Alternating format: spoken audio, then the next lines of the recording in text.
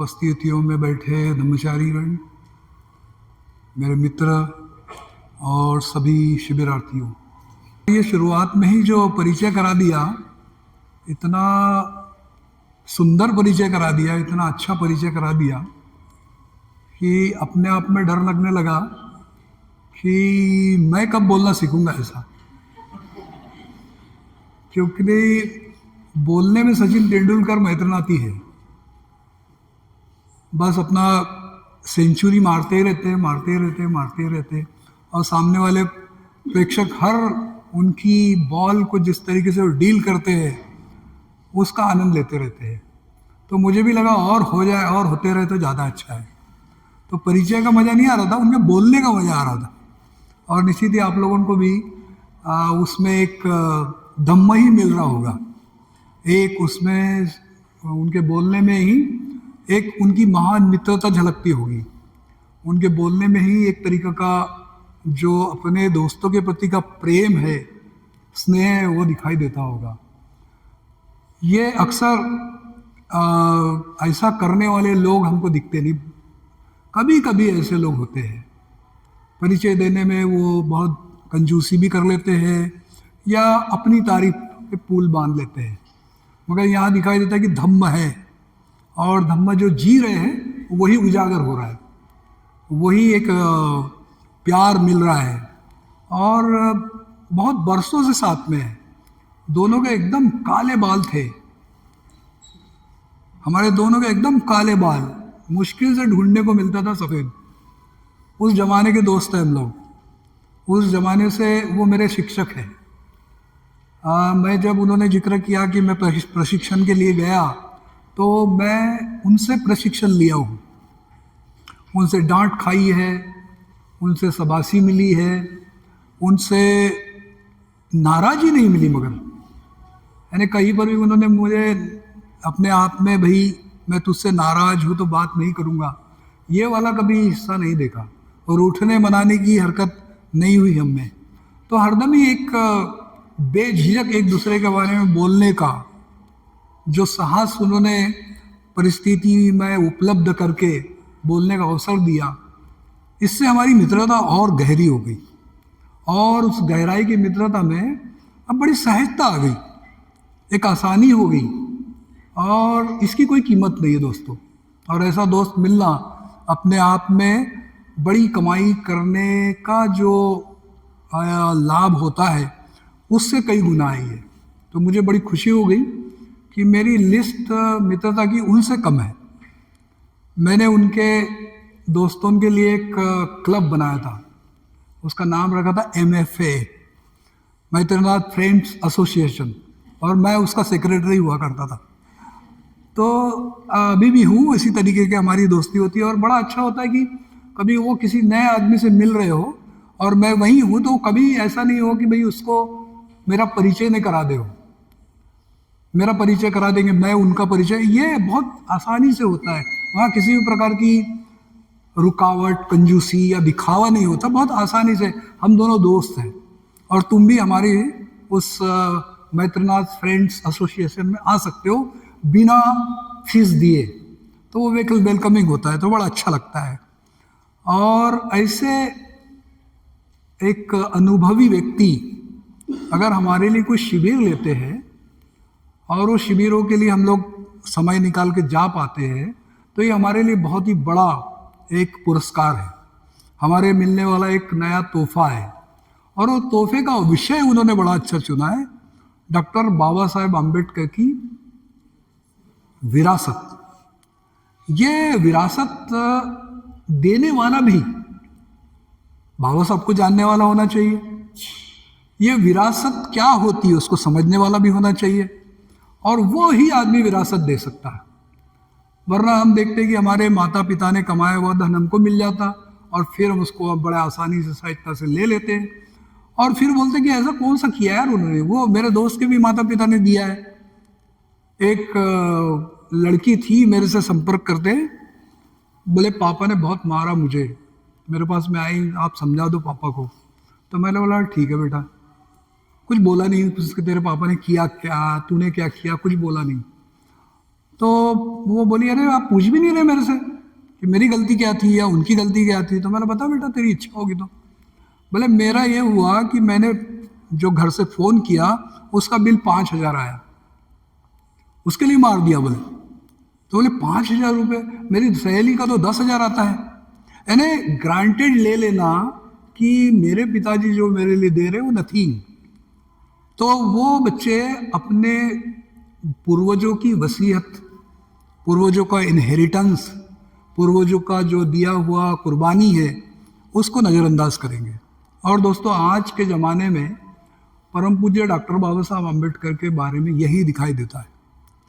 मुझे बहुत बड़ा धक्का लगा था और उस दिन से मैंने कान पकड़े और वो काम करना छोड़ दिया मैंने। मुझे और मैत्रनाथ जी को एक शादी लगाने के लिए बुलाया गया था और वो अंग्रेज बच्चे थे, यानी इंडियन थे, नागपुर के थे, पर वो विदेशों में काम करते थे। बड़ा धन था उनके पास में, हमको भी बड़ा धन दे के बुलाए थे, बड़ा आदर सत्कार से हमको स्टेज पे लेके गए। और जैसे ही गाथाओं का पठन शुरुआत हुआ, वो बच्चे आपस में इतनी भद्दी गाली बके पूजा को लेके। मैत्रनाथ जी ने नहीं सुना, मैंने सुना, मैंने सुनते ही नीचे उतर गया। मैं बोला अब तो नहीं रहूँगा मैं। यानी पूजा को वो यानी एकदम ऐसा गंदा शब्द यूज़ किए। मैंने बोला कितनी अक्ल है इनको। ये बाबा साहब ने कितनी मेहनत मशक्क़त करके हमको बुद्ध धम्म दिया है और थोड़ी सी गाथाएं बोल रहे, ज़्यादा नहीं, 2 गाथा बोल रहे होंगे। तो 2 गाथाओं को उन्होंने इस तरीके से दुत्कार दिया, इस तरीके से नकार दिया, तो बाबा साहब को मूल्य घटा दिए। तो मैं उसी समय लगाया कि जहाँ जहाँ इस तरीके से बाबा साहब के किसी भी शिक्षा का अपमान किया जाएगा, मैं वहाँ नहीं रहूँगा, मैं वहाँ जाऊँगा भी नहीं। तो फिलहाल मेरी दशा ऐसी है, मैं वेस्ट बंगाल जा रहा हूँ, जो मैत्रनाथ जी ने जिक्र किया। मेरे मुंह पे बाबा साहब को लेके गाली बकते। अब उन्होंने मेरा पूर्व का इतिहास भी बता दिया कि मैं कराटे का स्टूडेंट रहा हूँ। ऐसा लगता है कि एक मुक्के में ये आदमी का जबड़ा तोड़ूंगा ना तो 25 टुकड़े हो जाएंगे, पर कुछ नहीं कर सकता, धम्मचारी हूँ।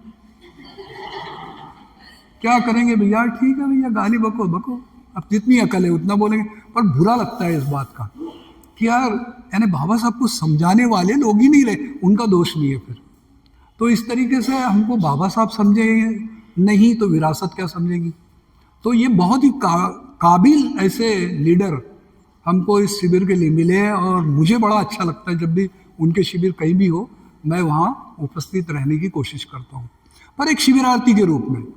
मगर इस तरीके की जिम्मेदारी आएगी फिर हमको बोलना पड़ेगा, उससे कतराते रहता हूँ। मगर इन लोगों की बातों को टालना भी बड़ा मुश्किल हो जाता, क्योंकि इन्होंने दिया हुआ हमको काम, एक तरीके से हमारी परीक्षा लेते हैं, हमको जांचते हैं, हमको फिर बाद में फीडबैक देते हैं कि देखो ये हाँ अभी भी तुम्हारी बेटा गलती हो रही, ज़रा सुधार लो। तो ये मैं आपके सामने जो बोल रहा हूँ ये मेरे फीडबैक के लिए, ये मुझे मिलने वाला जो इनसे फिर मेरे प्रवचन के बाद में क्या कमियां रह गई उसको सुधारने के लिए मैं आपके सामने बोल रहा हूँ। तो गलतियाँ होगी और गलतियाँ करते रहेंगे हम और सीखते रहेंगे। तो हमारा जो विरासत है, विरासत यानी एक तरीके से हमको मिलने वाला सब कुछ मिलने वाला है उस विरासत में।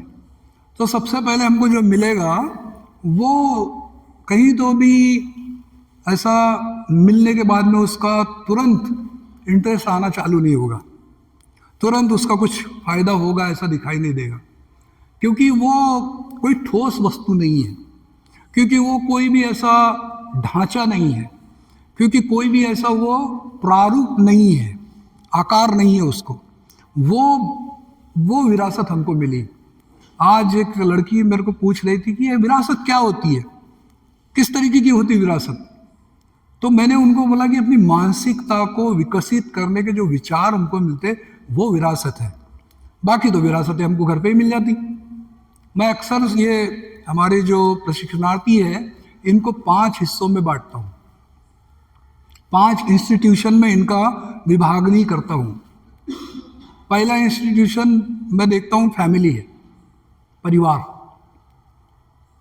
और दूसरा इंस्टीट्यूशन इनका स्कूल, तीसरा ग्राउंड, खेलने का ग्राउंड, आजकल ग्राउंड किधर है पता नहीं, हाथ में तो है 1-1.5 लाख रुपए का फ़ोन, उसी में ग्राउंड बन गया है। फिर चौथा उनका कोई विश्वविद्यालय हो, और पांचवा हमारा कानून। ये हमारे इंस्टीट्यूशन जहाँ पर हम लोग, हमारी जिंदगी पूरी इसके माध्यम से चलती है। पर एक ऐसा सूक्ष्म इंस्टीट्यूशन है जो हमारे एजुकेशन होने के बावजूद भी, ग्राउंड में जाने के बावजूद भी हमको नचाता है, वो हमको कंट्रोल करता है। और वो कोई बाहर का नहीं होता है, हमारे घर में ही होता है, हमारे घर के अंदर ही होता है। और वो कोई बड़ा नहीं होता है शरीर से, वो छोटा होता है, हल्का फुल्का होता है। बड़ा उसको उसको उसको डांट भी नहीं सकते, ऐसा होता है वो, उसके पैर ही छू सकते हैं। और वो होते हैं हमारे बुजुर्ग, घर के बुजुर्ग।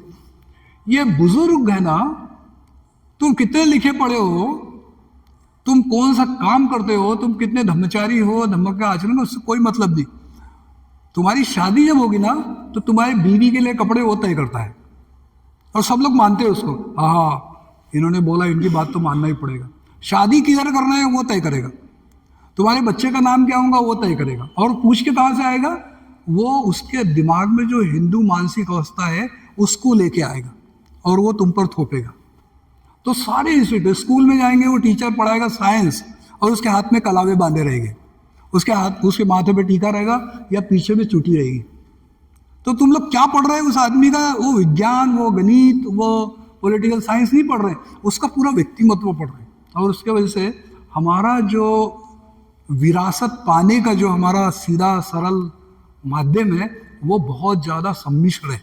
और उस वजह से हमको बाबा साहब जब भी दिखते हैं, हमको सम्मिश्र दिखते हैं। तो उनकी विरासत में निश्चित ही सवाल पैदा होता है, इससे होगा क्या, इससे क्या मिलेगा, इसका फायदा क्या होगा। तो अक्सर हम विरासत को लेके बड़े संभ्रमित होते या फिर लिमिटेड होते। आपने देखा होगा, 2 महिलाएं हमारे औरंगाबाद से, कुछ समय पहले की बात है, एक कांता अहिरे और शांता पवार, ये 2 महिलाएं लिखी पढ़ी नहीं है, किसी संगठन की सदस्य नहीं है, कुछ नहीं है। ये दोनों महिलाएं अपने घर से, एक तो किराए से रहती है, कोई मतलब लेबर काम है उनका, बस उनको बाबा साहब से प्यार है। उन्होंने, दोनों ने मिलके, किसी से संपर्क नहीं किया, दोनों जयपुर गए। जयपुर में जाके उन्होंने मनु का जो पुतला है उसको जाके काला पोत दिया। कोई पब्लिसिटी नहीं करी अपनी, खुद नहीं। उनको वकीलों ने खूब मारा, मगर कुछ वकील सामने भी आए उनको बचाने के लिए, बोले मैं जय भीम वाला हूं करके उन्होंने भरोसा किया। तो 15 दिन जेल में भी रहे। 15 दिन में जेल में रहने के बाद में वो वहां से बताए भी नहीं, और भाग के सीधा अजमेर रेलवे स्टेशन में 10-12 दिन काम किया, अपने रोजी रोटी के लिए काम किया। और काम करके थोड़े बहुत पैसे आए, टिकट नहीं काटा बोले, मगर हमने, हमारे हाथ में स्टैंप लगा था कोर्ट का, वो दिखा के आए, हम तो सरकारी लोग हैं। और ट्रेन से उनको अपने घर तक पहुंचाए। ये दोनों महिलाएं, मुझे लगता है कि लोग जानते नहीं उनको, पर ये विरासत टिकाने वाली, ऐसी भूमिका अदा करने वाली बहुत बड़ी सेना है। ये सैनिकों को सैल्यूट करना चाहिए कि इनको कुछ समझा नहीं, पर उन्होंने देखा कि नहीं, हमारी जिंदगी बदतर किसने बनाई थी, वो मनुवाद ने। और दोस्तों, आज है वो मनुस्मृति दहन का दिवस। आज के दिन बाबा साहब ने महाड़ सत्याग्रह के समय में मनुस्मृति का दहन कराया था, 25 दिसंबर 1927 को। तो ये एक हमारे सामने उन्होंने ये कर एक नई विरासत तुमको मिलने वाली है, उसकी नींव रखी थी। तुमको पुराना छोड़ना है, पुराना पूरी तरह से जला देना है, और वो जलाने के लिए तुमने पूरी ताकत लगाना है, और डरना किसी से नहीं।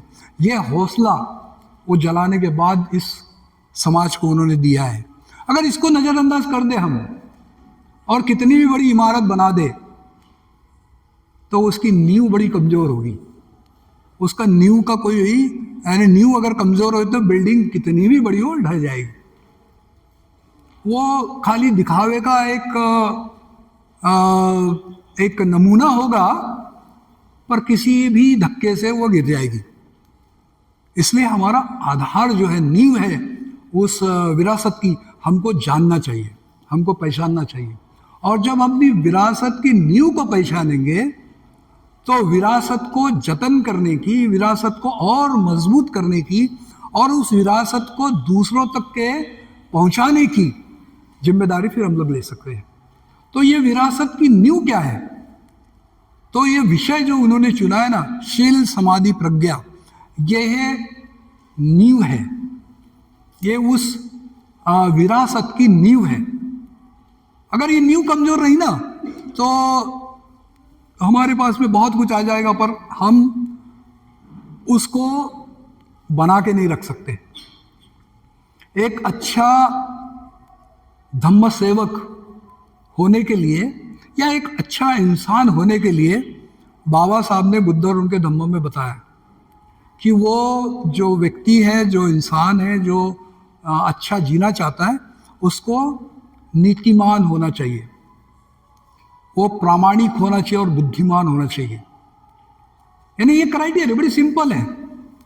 अगर नीतिमान नहीं रहे हम, या हमारी नैतिकता नहीं रही, तो हम स्वार्थी बनेंगे। हम कहीं ना कहीं अपने आप में बड़े संकुचित होंगे। हम अपने फायदे के लिए जिएंगे, हम औरों को नुकसान करने के लिए हरदम तैयार रहेंगे। और ऐसा व्यक्ति, ऐसा समुदाय, वो किसी भी अच्छे समाज की नींव नहीं हो सकती। किसी भी ऐसे समाज को जो विकसित करना है, उस समाज का कोई आदर्श नहीं हो सकता। इसलिए बाबा साहब ने, यानी जो आई थिंक 26 नवंबर 1956 या 20 नवंबर 1956 को जो काठमांडू में बुद्धा और कार्ल मार्क्स को लेकर जो उन्होंने अपना प्रवचन दिया, भाषण दिया, उसमें वो यही बताते हैं कि ये जो समता और समरसता, इसमें अंतर है।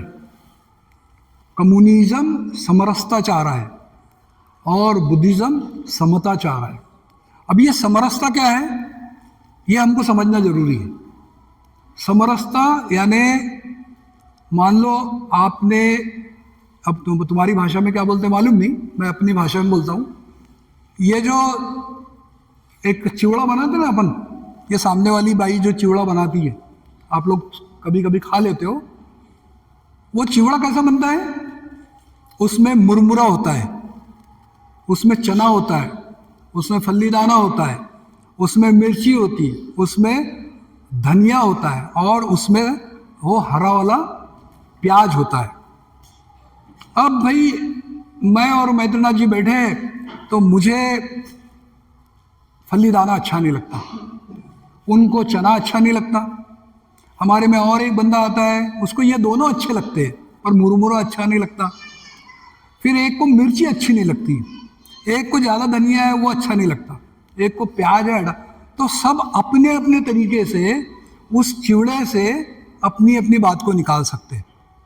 मगर चिवड़ा बड़ा टेस्टी रहता है, चिवड़ा बड़ा टेस्टी रहता है, खाने के लिए सब लोग ललचाते हैं, क्योंकि नमक मिला रहता है, हल्दी मिला रहती, थोड़ा तेल उसमें मसला रहता है, तो बड़ा अच्छा लगता, स्वादिष्ट लगता। ये है दोस्तों समरसता। दिखने में एक दिखता, सुंदर दिखता, खाने में भी चविष्ट है, बढ़िया अच्छा लगता है, पर फिर भी वहाँ से ब्राह्मण अलग किया जा सकता है, वहाँ से क्षत्रिय अलग किया जा सकता है, वहाँ से शूद्र अलग किया जा सकता, वहाँ से वैश्य अलग करा जा सकता, वहाँ से अति शूद्र को भी अलग किया जा सकता है। मगर चाय बना लो तो दूध मिलाओ, पानी मिलाओ, शक्कर मिलाओ, चाय पत्ती मिलाओ, उसके बाद में अदरक उसमें डाल दो, इलायची उसको डाल दो, और उसके बाद में जो चाय मिलेंगी आप बोल दो कोई उसमें का दूध निकाल दो भैया अलग। जिसको कहते हैं समता, यहां से कोई अलग नहीं हो सकता। ये बुद्ध का समता को लेकर इस तरीके का एक हो जाओ, अपने सारे भेदभावों को मिटा दो। जैसे समंदर में सारी नदियां जाती और फिर कौन सी गंगा, कौन सी जमुना, कौन सी यमुना, कौन सी सरस्वती, कुछ भी नहीं रहता, पानी पानी रहता, खारा पानी रहता। उसी तरीके से समता और समरसता में बहुत अंतर है। बाबा साहब ने 1940 के दरमियान जो मुंबई इलाके में बहुत बड़ा भूख हड़ताल मिल मजदूर करने वाले थे, तो उस मिल मजदूर जो भूख हड़ताल करने वाले थे, उस भूख हड़ताल के दरमियान वो जितने बड़े बड़े कम्युनिस्ट के नेता रहे, कामगार नेता रहे, वो बाबा साहब की तरफ गए और उनका हाथ जोड़ के विनती की कि आप हमारे आंदोलन में सहभागी हो जाइए। तो बाबा साहब तो मतलब आराम से मजदूरों के लिए काम किया, मजदूरों के लिए उन्होंने कानून बनाया, वो शायद जा सकते थे, मगर बोले आपका मैनिफेस्टो बताओ, आप जो ये जो संप कर रहे हो इसका मैनिफेस्टो बताओ। तो मैनिफेस्टो उन्होंने लाया, उनको बाजू कर दिया। बाद में बोलते कि मेरे लोग कहाँ हैं, उस मिल में मेरे लोग कहाँ हैं। तो बोले आपके लोग मतलब मेरे लोग कौन से, हम तो सारे मजदूर एक हैं। नहीं नहीं नहीं, बोले मेरे लोग कहाँ हैं उस मजदूर में, उस मिल में कहाँ काम करते। तो वो बोले वो सभी मिलके काम करते हैं। बोले नहीं नहीं, मेरे लोग तुमने तेल गानी में काम करने लगा रहे हो उनको, मेरे लोग मैकेनिक काम में लगा रहे हो उनको, ग्रीस डालो, तेल डालो, वहाँ वो मशीन को पोछो, वो मशीन को जाके साफ करो। उनको सारे जो काले होने वाले, गंदे काम करने वाले, वो वाले काम उनको देते हो, और जो धागा तोड़ने वाला, जो धागा दांत से तोड़ा जाता, वो उनको नहीं करने देते। यानी बाबा साहब कितने जागरूक थे समाज के एक लेवल पे लाने के लिए, लोगों को समता स्थापित करने के लिए। बोले इस तरीके का काम नहीं चलेगा, खाली आर्थिक लेवल पे तुम जो एकत्रीकरण करना चाह रहे हो, वो उनका क्या कर रहे हो, तुम शोषण ही कर रहे हो, उनको वहीं रखना चाह रहे हो। यानी तुम अभी भी मनुस्मृति को जतन करना चाह रहे हो, वो नहीं चलेगा। तो बाबा साहब का जो आधार था वो नैसर्गिक नीतिमत्ता का था, नैसर्गिक नीतिमत्ता, सामाजिक नीतिमत्ता नहीं। सामाजिक नीतिमत्ता में क्या होता है, एक समाज दूसरे समाज को नीचा दिखाता है और उसको बोलता है कि ये मेरे रिवाजों का पार्ट है, ये मेरी रीतियों का पार्ट है। और बाबा साहब को खुद को झेलना पड़ा ये रीति रिवाज की वजह से। बाबा साहब जब पढ़ के आए, पढ़ के आने के बाद में उन्होंने जब नौकरी करने के लिए हम देखते हैं कि गुजरात में जब गए तो वहाँ उनके साथ में कैसा भेदभाव हुआ। तो बाबा साहब ये सामाजिक जो भेदभाव है उससे भी लोगों का छुटकारा पाना चाहते थे, इसलिए वो नैसर्गिक नीतिमत्ता की तरफ लेके जाते थे। और नैसर्गिक नीतिमत्ता कहाँ है, नैसर्गिक नीतिमत्ता है केवल पंचशीलों में। नैसर्गिक नीतिमत्ता है केवल हमारे जीवन में, बहुत ही सिंपल बात है उसको जीवन में अनुकरण करने में। मगर सब बड़े बड़े लोग हैं, बड़ी बड़ी बातें करते हैं और फिर बोलते हैं इतना तो चलता है। अब मैं समता सैनिक दल में था, तुम्हारी उम्र से भी छोटा था, तो वहाँ हमको पढ़ाने आते थे डॉक्टर्स, इंजीनियर, सोशल वर्कर, गांधीवादी, अम्बेडकरवादी, बहुत मानव वंश शास्त्र के लोग, और हम छोटे लोग, हमको क्या मालूम 15-16 साल की उम्र में हमको इतना दिखता था ये बंदा बहुत अच्छा है, बोलता बहुत अच्छा है। मगर थोड़ा भी उसकी हरकत हमको लगी कि आदमी बोलता अलग है और करता अलग है, हम उसको कभी नहीं बुलाते थे। तो एक बहुत बढ़िया डॉक्टर थे, हमको हेल्थ के बारे में बता रहे थे, उनका भाषण खत्म हुआ और बाहर जाके सिगरेट पी रहे, तो हमने बोले इसको कभी नहीं आने देंगे। यानी हमारी नीतिमत्ता बहुत सरल थी, हमको ज़्यादा सोचने की जरूरत नहीं थी कि कोई आदमी सच बोल रहा है और बहुत अच्छे से सच बोलना सिखा रहा है और पीछे जाके झूठ बोल रहा है, हमको बिल्कुल पसंद नहीं था, क्योंकि हमारी बुद्धि इतनी थी, हमको इतना ही समझा था कि ये ऐसा बोलना है यानी सही है। वो ज़्यादा फिलोसॉफिकल बोल रहा है तो हमको लगता था नहीं भाई ये हमारे काम का नहीं। तो नीतिमत्ता बहुत सहज, सरल और नैसर्गिक है। ये कोई ज़्यादा बनावटी करने की जरूरत नहीं, दिखावा करने की जरूरत नहीं, मुझे ज़्यादा आता बताने की जरूरत नहीं, क्योंकि उससे पकड़ा जाते हैं। तो जो नीतिमत्ता बुद्ध ने बताई ये और ही बहुत ज़्यादा जोड़ने वाली है, परिवारों के विवाद को नष्ट करने वाली है, अपने दोस्तों के बीच का रिश्ता मजबूत करने वाली है, अपने आपस के अंदर में जो जहर है उनको निकालने के लिए बहुत कारगर है।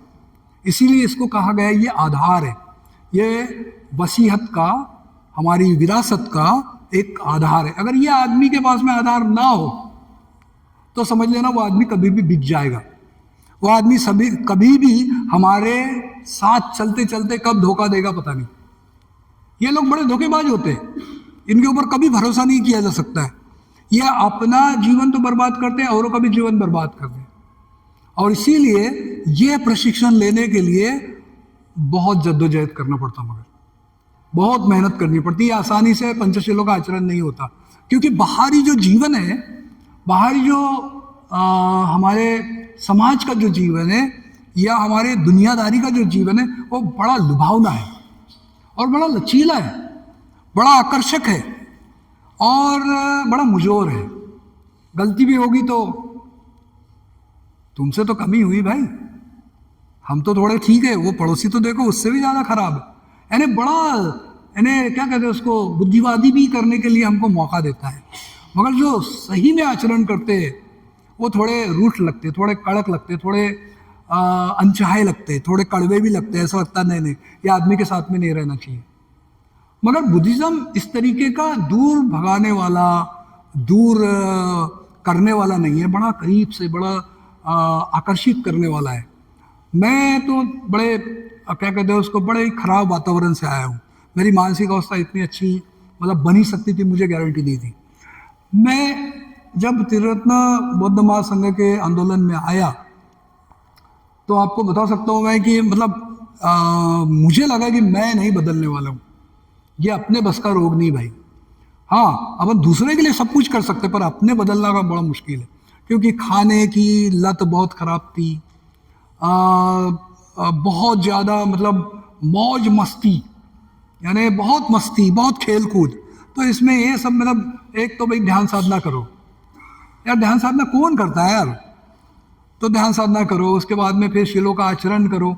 ये अपने बस का रोग नहीं था। अपन सोचे भैया ये अपने बस का रोग नहीं, अपने दोस्तों के साथ में पार्टी में जाने का, जब भी ये कहीं कुछ हुआ तो मेरे को आगे करके मेरे से काम करवा लेने का, मैं भी इंजॉय करता था। मगर जब आचरण की बात आती थी तो मेरे को ऐसा लगता कि नहीं, मेरे बस का रोग नहीं। तो ये बड़ा साहसी कदम है। ये इतना क्या कहते हैं उसको, कोई भी आदमी बोल दे कि मैं तो बहुत अच्छा शिलाचरणी हूँ, मैं बहुत, समझ लेना ये धोखेबाज है, समझ लेना कि ये बहुत डेंजर आदमी, क्योंकि ये निरंतर करने वाला आचरण है। एक बार कर लेंगे, आज कर लेंगे और कल दूसरा करोगे और फिर वही बोलेंगे मैंने कल तो किया था ना, कल तो मैंने सच बोला था, आज झूठ बोला तो क्या है। तो समझ लेना ये बहुत खतरे से खाली वाला आदमी नहीं है। इसीलिए मैं मैत्रनाथ जी हो, विवेक रत्न जी हो, लोकमित्र जी हो, अन्य सभी ब्रह्मचारी हो, नंद कीर्ति हो, ललित मित्र, इनसे बड़ा प्रभावित होता है, क्योंकि ये लोग एक तरीके से मेरी ढाल है। शिलाचरण या शिलों का आचरण करना, ये अकेले रूम में करना बिल्कुल नहीं है। भाई रूम में क्या करोगे यार, तुम गलती है क्या करोगे? एक तो रूम में कोई बोलने के लिए नहीं है, तो क्या बोलोगे तुम, किसको गाली बकोगे? अच्छा बक भी दिया तो फिर कौन सुनने वाला है? फिर उसके बाद में तुमने कुछ उटपटांग बोल दिया हो तो कमरे में ही कर दिया हो ना, तुमने कमरे में अपना कोई पिक्चर देख लियो, कमरे में तुमने किसी के साथ में उटपटांग अपने ही आप में बढ़वा लियो, या तुमने कुछ ऐसा खा लियो अकेले में, और फिर बाहर आके बोलो कि तुम तो अच्छे हो, तो हम तो अगला वाला मानेंगे ना तुमको, हाँ बड़ा अच्छा है। मगर ये दोस्त लोगों के बीच में आचरण करना, तो ये तलवार की धार के जैसे कट लगाते हैं, यहाँ गलती कर रहे हो बेटा, तो फिर सुधार जाता आदमी, दचक जाता रहे बंदे, इधर से ललित मित्र देखेंगे, इधर से मैत्रनाथ देखेंगे, इधर से आनंद कीर्ति देखेंगे, उधर से शांति प्रभु देखेंगे, तो क्या होगा मेरा? तो मैं इस दोस्तों की मदद से मेरा शिलाचरण अच्छा होता है, वरना बड़ा मुश्किल है। अकेले में तो इतना चालाक है आदमी, करने के बाद भी यानी ध्यान में सोएगा, ध्यान में सोएगा क्योंकि सब सो रहे, मगर जैसे ही उठेगा उसको पूछो कैसा भैया ध्यान कैसा रहा, अरे बहुत बढ़िया सर, यह नहीं बोलेंगे मैं खूब सोया हूं, अभी नहीं बोलेगा, अभी नहीं बोलेगा, क्योंकि सोएगा तो क्या होगा, 10 लोग बोलेंगे अरे क्या सोता है, वो खुद भी सो रहे, मगर फिर बोले तुम तो अरे ये बहुत सोता है यार, वो खुद भी सोया था, मगर दूसरों को कभी वो एक्सेप्ट नहीं करेगा कि मैं ये सोया है तो मैं भी सोया था बोलूं, क्योंकि इसमें मैं पकड़ा जाऊंगा। तो शिलाचरण ये सामूहिक तरीके से जब करते हैं उससे हमें बहुत शार्प कट मिलते हैं, बहुत हमको अच्छे यानी सुबुति जी का जो बुद्धिज्म फॉर टुडे नाम का किताब है ना, उसके पहले ही दूसरे पेज में बड़ा अच्छा वर्णन है।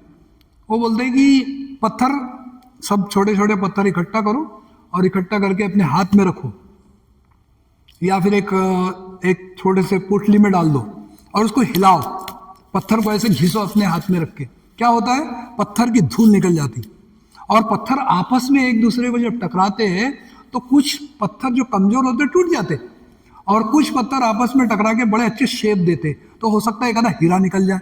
तो ये दोस्त रहने से, समुदाय रहने से हमको कट मिलते हैं, और कट से हमारे में जो शार्पनेस आता है, जो चमक आती है, ये इनकी देन है, हमारी नहीं है। क्योंकि अकेले में तो हम कुछ भी कर सकते हैं। ध्यान करने के बाद में, एकांतवास करने के बाद में, कुछ लोग बोलते हैं एकांतवास करके भी बहुत अच्छा हुआ। क्या कर लिए?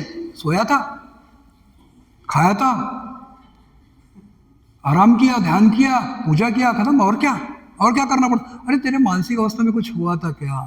कुछ डर है? डरता वरता कौन है? मतलब हर बात में उनका जवाब क्या रहता?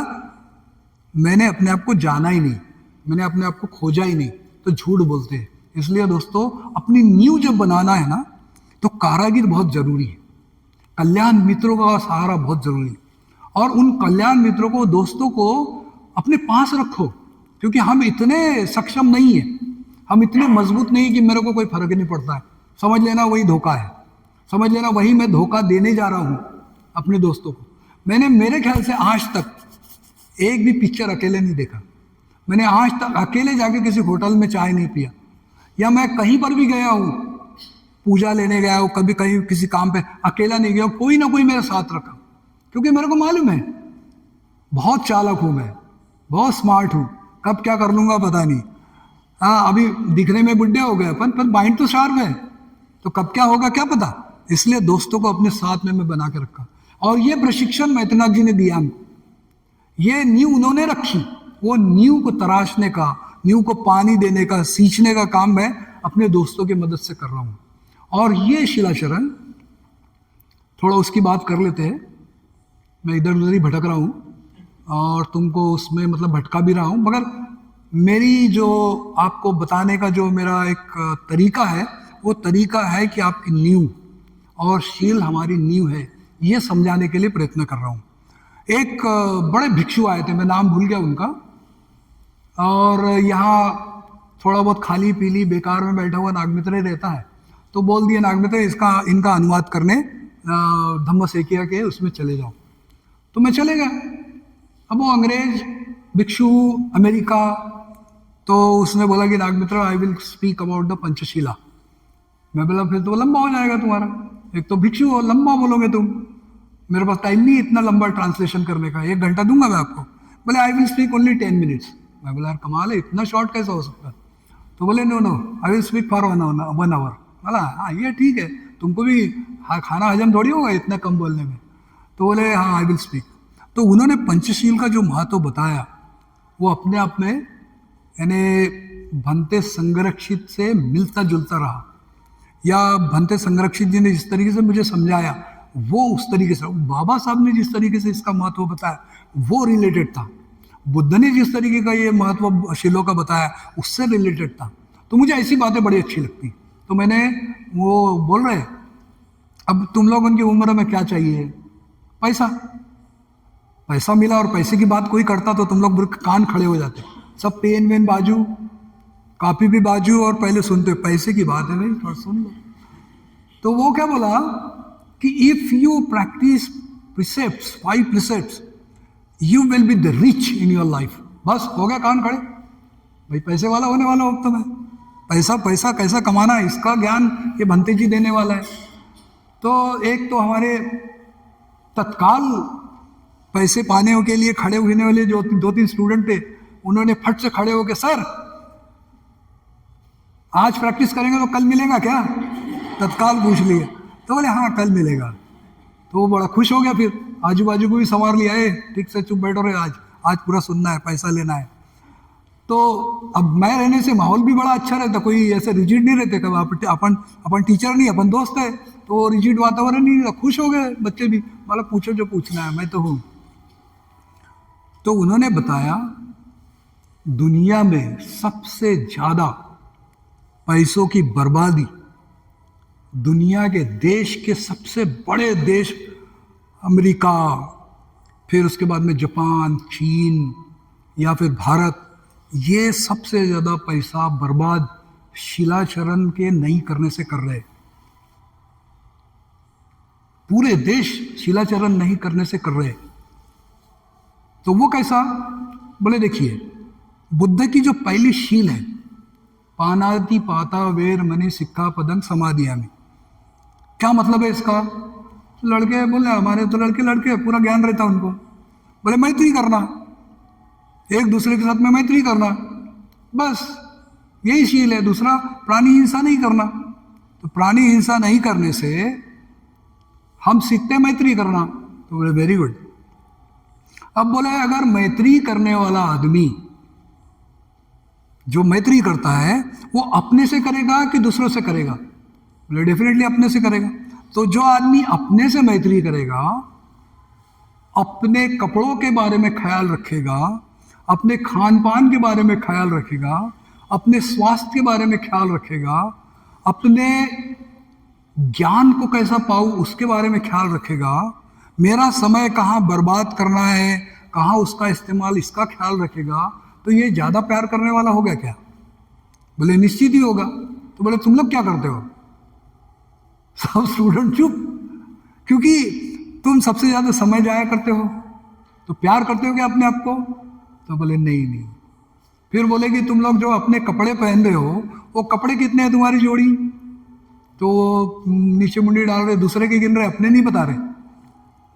फिर बोले जो साबुन लाते हो, साबुन कैसा इस्तेमाल कर, पूरा गणित ले लिया उसने बताया कि जब तुम खुद अपने आप से प्यार करते हो तो जो आदमी अपने से प्यार करेगा कितना लिमिटेड जिएगा।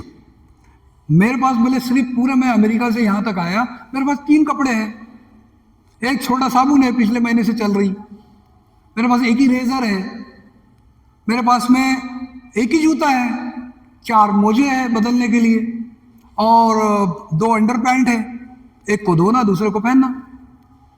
बोले मेरी जिंदगी में मेरे को सिर्फ 300-400 रुपये लगते हैं और कुछ नहीं लगता। मेरा फ्लाइट का टिकट भी मैंने पहले हिसाब किया था, इतने दिन के बाद जाऊंगा, तो मैंने 2 रुपये 4 रुपये ऐसे जमा किया, मैं किसको मांगा भी नहीं। मेरे को इधर आने के बाद में तुमको 500 रुपये देना है दान, वो भी मैंने अपने पास में 3 दिनों से जमा, मांगा नहीं किसी को मैंने। तो मुझे एप्पल खाना है कि मुझे चॉकलेट खाना है, मुझे आइसक्रीम खाना है कि मुझे गुलाब जामुन खाना है, उसके क्या परिणाम होंगे अगर मैं देख पाया, तो ये मेरा प्यार नहीं होगा मेरे प्रति। मेरा शील इस तरीके से मैंने मजबूत करने की वजह से मेरे जितने शिष्य हैं मेरे इंस्टीट्यूट के, वो सारे ऐसे जीते हुए हैं। और उसके वजह से हमारा खर्चा पूरा साल का इतना $, है जो डॉलर हमारे पड़ोसी जो रहने वाला है उसका 1 दिन का खर्चा है।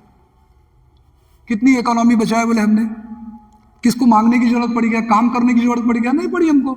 हम वो इकोनॉमी के बारे में नहीं सोचे, हमने अपनी सेहत को देखे। अभी मैं 70 साल का हूँ, बोले मुझे दवाई नहीं लगती, मेरे दांत अच्छे हैं, मुझे किसी भी प्रकार, मैं सेहत के बारे में मेरे को 2 घंटा देना है, मेडिटेशन के लिए 2 घंटा देना है, पढ़ाई के लिए मेरे को अच्छी किताबें खरीदनी, मैं अच्छी लाइब्रेरी में जाता हूँ, तो मेरा ज्ञान बढ़ गया, दुनिया भर के लोग मुझे जानने लगे।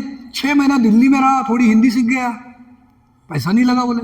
तो कहने का मतलब है अगर प्यार करते हो तो ख्याल रखना है, और जो आदमी अपना ख्याल रखेगा क्या वो दूसरे की वस्तु को चोरी करेगा? तो जब चोरी ही नहीं करेगा तो पुलिस की जरूरत है क्या? कोर्ट की जरूरत है क्या? ये जेलों की जरूरत है क्या? तो फिर जेल के पैसे बचेंगे, कोर्ट के पैसे बचेंगे, पुलिस नहीं लगेगा, हर आदमी अपना कचरा खुद उठाएगा, अपने पेड़ पौधे खुद लगाएगा, क्योंकि वो दूसरों के बारे में सोचेगा ना। ऐसा करने से नुकसान होता है, ऐसा करने से बहुत बुरा व्यवहार होगा लोगों पे, तो वो दूसरों के बारे में, दूसरी शील में दूसरों के बारे में ख्याल रखेगा। वो लोभी नहीं होगा, भाई दूसरे की बात है, दूसरों को अगर छोड़ दिया होगा तो मैं पुकारा करूं, ये उसको देना है भाई, वो मिल बांट के खाएगा। वो क्यों नहीं किसी को, मतलब नहीं मेरे को मिल गया अपनी जेब में डाल दो, ऐसा नहीं करेगा, वो देगा। यानी वहां भी वो प्यार ही करेगा। यानी पहला शील ठीक से आचरण अगर करते हैं, वो डीप डाउन अगर उसको जाके करते हैं, तो बाबा साहब ने जो बोला 22 प्रतिज्ञाओं में, वो पहले शील को लेके हिंदी में बड़ा अच्छा उसका अनुवाद किया जिन्होंने भी किया। वो कहते हैं प्राणी मात्र का मैं लालन पालन करूंगा, मनुष्य मात्र प्राणी मात्र का मैं लालन पालन करूंगा। अब लालन पालन ये शब्द कितना प्यारा है। बच्चों का लालन पालन करते ना, वो बोलते प्राणियों को भी लालन पालन करूंगा। यानी बाबा साहब ने उस पंचशील की पहली शील का जो विस्तार किया है वो हमको समझा ही नहीं। अगर हमने पंचशीलों का आधार बनाया दोस्तों, तो पहला आधार तो हमको बनना है, और वो आधार के बल पे हम क्या करेंगे, औरों को उसमें शामिल करेंगे, और शामिल करके हम अगर खुश रहे, हम अगर आनंदित रहे, तो दूसरों को भी हम सहज आनंद दे सकते, सहज प्रेम दे सकते, सहज हौसला दे सकते, सहज एक तरीके से उसको मौका दे सकते कि अपने जीवन में वो भी बेहतर करे।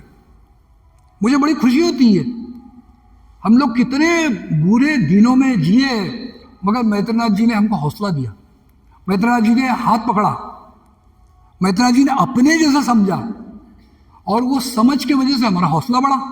हमने भी दूसरों को इस तरीके से देने की कोशिश करी, और उसमें क्या हो गया, तीसरा शील सहज हो गया, तीसरा शील का आचरण सहज हो गया, सोचना नहीं पड़ा।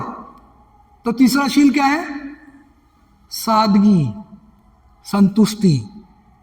यानी कितना सादगी भरा जीवन जीने से हमारे कॉम्प्लिकेशंस खत्म होते ना, हमारी जो कॉम्प्लिकेशंस यानी गुत्ता गुंथी जो है हमारी, वो खत्म हो जाती। मुझे ये भी लेना है, मुझे वो भी लेना है, मुझे वैसा भी लेना है, मुझे वैसा भी लेना है, मुझे ये करना है, मुझे वो करना है। तुम्हारा अस्थिर माइंड से क्या करेंगे तुम? क्या प्यार करेंगे खुद को? सदा बिखरे रहोगे, सदा दूसरों की तरफ देखते रहोगे, अपनी तरफ देखने का मौका ही नहीं लेंगे। अपने आप को देखने का, अपने आप को समझने का, ये पहली शील मदद करती है, अगर उसको गहराई से समझे तो। वरना मैत्री तो करना है, उसने करा करके करा, मैंने किया नहीं तो उसने नहीं किया तो मैंने भी नहीं किया, हमारा ऐसा लेन देन वाला। मैं एक बार खाना खाने गया लंदन में, मेरे दोस्तों ने बुलाया मुझे, नाग मित्र मेरी तरफ से तेरे को शेक्सपियर का घर दिखाऊंगा बर्मिंघम में, और उसके बाद में खाना भी तेरे को खिलाएंगे। अब अपनी तरफ कोई बोलता ही नहीं, मैत्रेयनाथ की तरफ जाऊंगा तो ऐसा बोलेंगे नहीं, आजा तेरे को खाना भी खिलाऊंगा और उसके बाद में घुमाने लेके जाऊंगा। वो तो बनता ही है यार। तो मुझे बड़ा अटपटा लगा यार, ये ऐसा बोल बोल के क्यों कर रहा है। मुझे लगा क्या बोलना क्या है इसको, तो मैंने मेरे भाई को फ़ोन किया। अरे बोले इसका मतलब है, वो बोल रहा है कि तू भी शेयर कर, इसका मतलब तू भी शेयर करना, मैं कर रहा हूँ तू भी शेयर करना। अपने को क्या कौन दे रहा पैसा यहाँ, वो बुलाए तो मैं जाऊँगा, नहीं तो नहीं जाऊँगा। तो उसको क्लियर कर बोले पहले कि I am not going to pay any money, I don't have any money.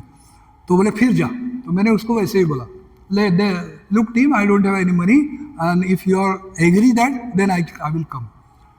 और मेरा रिटर्न का भी टिकट देना, बर्मिंघम से ट्रेन से पद्मलोक जाने का वो भी टिकट देना, तो मैं आऊँगा। तो मैं वहाँ गया, तो उसकी गर्लफ्रेंड थी, वो थी चाइनीज़ और ये था जर्मनी। तो वो दोनों आपस में बोले आई विल पे फॉर नाग मित्र। मैं बोला कमाल है यार, वो बोल रहा नहीं I will pay for his ticket. मैं बोला कितना, और वो बोल रही मेरा खाने का पैसा मैं दूंगी। बोला इतना मार पड़ेगा ना अपने इंडिया में, यानी लड़की का पूरा ठेका लेना पड़ता है। अगर हमारी कोई दोस्त हो और उसको होटल लेके जाना है तो वो सोचती ही नहीं कि मेरे को पैसा देना है, वो देगा सामने वाला। वहाँ ऐसा नहीं था। तो ये जो अपने देश का कल्चर है या अपन जिस तरीके से देखते हैं, अन्य जगहों पे ऐसा नहीं है। मगर बुद्ध धर्म के वजह से धीरे धीरे लोग ये बात को नज़रअंदाज करते हैं, और मेरे दोस्त का मुझे ख्याल रखना है, उसका पूरा ख्याल रखना है। आज अगर आप इंग्लैंड चले जाए, आपको कम्युनिटी में जिस कम्युनिटी में रहना है, आपको पूरा कमरा साफ सुथरा, अलमारी भी मिलेगी, और वहाँ हर जगह बोर्ड लिखा रहेगा it is for you my friend Nag Mitra. Chocolate भी रहेगा वहाँ पर, 2-4 10 पाउंड भी रहेंगे, इट इज़ फॉर यू। यानी इतना आओ भगत, इतना प्यार, इनकी इतनी मेहमान नवाजी, ये उनके मैत्री के वजह से सीखते हो, क्योंकि वो उनको मिलता है यहाँ पर भी। और जब इस तरीके के व्यवहार में क्या दिखाई देता है, कीपिंग प्रोमिसेस, यानी हमारे दोस्तों के प्रति हमारी जो लाइबिलिटी है, हमारी लाइबिलिटी बनती है। हमारी एक तरीके से जिम्मेदारी बनती है, उस लायबिलिटी के पूरे हकदार होते हैं और वो पूरे आचरण करने के लिए। इसलिए शब्द अगर निकल गया उनके मुंह से, उसका पूरा ख्याल रखेंगे। तो क्या हो गया? चौथे शील का आचरण होता है। मैं अपने दोस्त को कैसा फंसाऊंगा यार? अगर मैं अपने दोस्त को फंसाऊं, अपने दोस्त से झूठ बोलूं, उसको बनाऊं, उसको गलत इंफॉर्मेशन दूं, या उससे अबोला रखूं, या उसके बारे में गलत फहमी फैलाऊं, उसके बारे में झूठी मुंह पे प्रशंसा करूं, पीछे गाली बकूं, ये कैसा कैसा हमारा आचरण है शीलों को लेके? ये मेरे चौथे शील का आचरण है क्या? और उससे क्या होगा? उससे क्या होगा? मैं झूठा साबित होऊंगा, मैं अपने दोस्त खोऊंगा, मैं अपना फेस जो है वो खोऊंगा, मैं अपना आदर उनके प्रति का पूरी तरह से खत्म कर दूंगा। क्या खत्म हो रहा है इसमें? अगर दोस्त नहीं रहे, अगर दोस्त इस तरीके से प्यार करने वाले नहीं रहे, तो हमको क्या करना पड़ेगा? प्यार पाने के लिए क्या करना पड़ेगा? फिर हमको सारे के सारे जो बुरे शौक है वो करने पड़ेंगे। फिर शायद हमको शराब पीना पड़ेगा, शायद हमको सिगरेट पीना पड़ेगा, शायद हमको गलत जगह जाना पड़ेगा, शायद हमको गलत तरीके से लोगों में बिताना पड़ेगा, और या हमारी इकोनॉमी बर्बाद होगी, या हमारा पैसा बर्बाद होगा, और बहुत बड़ा लॉस होगा, पैसे से भी ज़्यादा। क्योंकि हम कुछ लोगों को अपना मुंह दिखाने लायक नहीं रहेंगे। माँ बाप के साथ में हमारा जो इस पे आदर होगा वो खत्म होगा। और दोस्तों, जब ये चौथे शील का भंग होगा तो हम देख सकते हैं कि हमारे जीवन में हमारा रिस्पेक्ट कोई नहीं करता, हमको भी बुरा लगता अपने बारे में। इसलिए पहली शील पानातिपाता वेरमणि सिक्खापदं समादियामि केवल हिंसा से संबंधित नहीं है, वो हमारी आर्थिकता को भी बढ़ाने के लिए मदद करती है। हमारा जो हमको विरासत मिली उसको भी टिकाने के लिए एक बहुत बड़ा सहारा बनती है, और ये बाकी शीलों के लिए एक आधार स्तंभ बनती है। तो मेरे ख्याल से ये जो शीलों का आचरण करने के लिए एक दिमाग चाहिए, एक मन चाहिए, वो मन हमारा धम्म प्रवचनों से, ध्यान साधना से, अच्छे संपर्क से, अच्छे सहवास से बनता है। और वही हमारा जाता है सूरा मेरय मज्ज पमाद ठाना वेरमणि सिक्खापदं समाधि। यानी ऐसे कोई भी नशाओं से, ऐसे कोई भी मेंटल नशाओं से, मानसिक नशा होती है, उससे अगर अपने आप को बचा सके तो हम अपने आप को प्यार करना चालू करते हैं, तब अपने आप से मैत्री करना चालू करते हैं। तब वाकई में जो बाबा साहब ने अपने समाज से प्यार किया, जो तथागत बुद्ध ने अपने दुनिया में जिस तरीके से उन्होंने आदर्श नमूना रखा, वो एक नमूना हम रख सकते।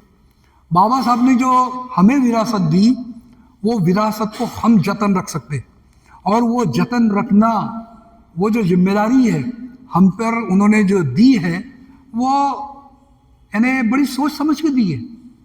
वो ऐसे ही नहीं दी, उन्होंने बड़ी सोच समझ के दी।